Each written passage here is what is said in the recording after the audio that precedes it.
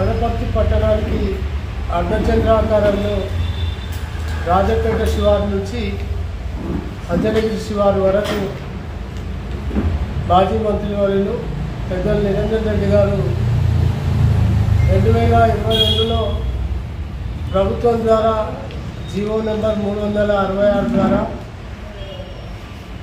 గౌరవ మాజీ ముఖ్యమంత్రి వర్యులు పెద్దలు కేసీఆర్ గారు వనపర్తికి వచ్చి వనపర్తి ఔటర్ రింగ్ రోడ్ కోసం 73 కోట్లను మంజూరు చేసి మరి అప్పట్లోనే టెండర్లు పిలిచి ఒక కాంట్రాక్టర్కి దానిని అగ్రిమెంట్ కూడా చేయడం జరిగింది.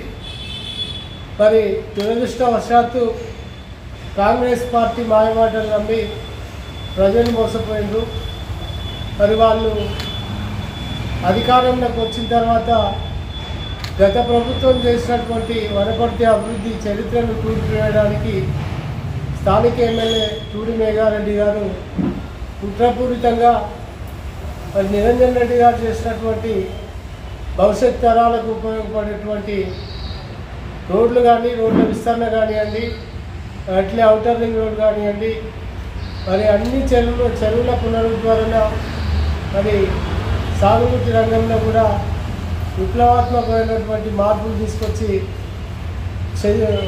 చరిత్రలో చెరిగిపోని ఒక అభివృద్ధికి పునాది వేసిండు నిరంజన్ రెడ్డి గారు. మరి దాన్ని జీర్ణించుకోలేని ఎమ్మెల్యే ఇప్పుడున్న కాంగ్రెస్ ప్రభుత్వం దుర్మార్గంగా అర్ధచంద్రాకారంలో ఉన్నటువంటి రింగ్ రోడ్ టెండర్లు అయినా కూడా ఫారెస్ట్ ఏరియాలో మరి ఏదైతే పాలసీతల కేంద్రం నుంచి ఎకో పార్క్ నుంచి అవతల పాన్గల్ రోడ్ వరకు ఉన్నటువంటి ఫారెస్ట్లో ఉన్నటువంటి లైన్ క్లియర్ చేసి ఎర్త్ వర్క్ చేసి అప్పుడు టెండర్లు అయిన తర్వాత ఎర్త్ వర్క్ కూడా చేయడం జరిగింది. మరి దాంట్లో ఎమ్మెల్యే గారు స్పష్టంగా వనపర్తి ప్రజలకు చెప్పాల్సిన విషయం ఉంది. రింగ్ రోడ్కు నిధులు ఉన్నాయి, టెండర్ అయింది, అసలు పని ఎందుకు ఆపుతున్నారు అనే విషయాన్ని ప్రజలకు వివరించాల్సిన అవసరం ఉంది. ఫారెస్ట్ వాళ్ళకి చెప్పి నిన్న అక్కడికి వెళ్ళిన వాకర్సే మాకు వీడియోలు పెట్టారు.